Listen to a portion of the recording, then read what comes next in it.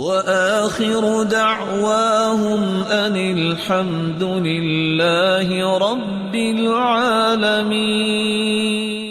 اور یہاں رک کے میں ایک بات بھی بتا دوں، ہم استخارے کا کیا معنی سمجھتے ہیں؟ چونکہ ہم نے علمی گفتگو، علمی کتابیں، علمی رویے، ان کی پہچان کبھی حاصل کرنا پسند ہی نہیں کی۔ ہم استخارے کا معنی یہ سمجھتے ہیں جی استخارہ کر لیا ہے، نہ اس میں کوئی تکلیف پوری زندگی آنی ہے شادی میں، اگر تجارت میں استخارہ ہے پوری زندگی اس میں فراڈ نہیں ہو سکتا، اس میں دھوکہ نہیں ہو سکتا، یہ تو ہو ہی نہیں سکتا کہ اس میں کوئی خرابی آئے، یہ استخارے کا معنی ہی نہیں ہے۔ استخارے کا معنی کیا ہے؟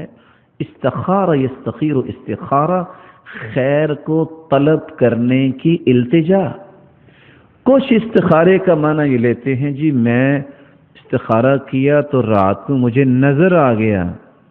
استخارے کی احادیث کو اگر تمام جملہ کتب حدیث میں جمع کر لیا جائے تو اس کا تذکرہ نہیں ہے کہ نظر آ گیا۔ استخارے کا یہ مفہوم کہ چونکہ رات سویا تو سانپ نظر آ گیا، اس کا مطلب ہے کہ یہاں رشتہ ٹھیک نہیں ہے۔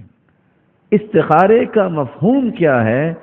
اللہ سے مشورہ کرنا اور اپنے رب کی رہنمائی کا مطالبہ کر دینا کہ یا اللہ ہم کمزور ہیں، ہمارے دماغ، ہمارا دل، ہماری صلاحیتیں لمیٹڈ ہے، محدود ہیں، تو علام الغیوب ہے، اللہ اگر اس میں خیر ہے فیسرہ لی، آسان کر دے، میرے لیے اس کو لکھ دے اور اس کو میرے لیے آسان کر دے۔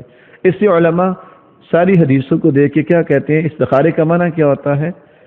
سب سے پہلے اگر خیر ہوتی ہے تو اللہ اس کے لیے آسانی کر دیتے ہیں، دل کا میلان ہو جاتا ہے، اور پھر اللہ تعالیٰ اپنی رہنمائی دیتے ہیں، اور انسان کی اللہ تعالیٰ رہنمائی کیسے کرتے ہیں؟ اس کے ہاتھ، پاؤں اور اس کے اعمال اللہ کی نگرانی میں چلے جاتے ہیں۔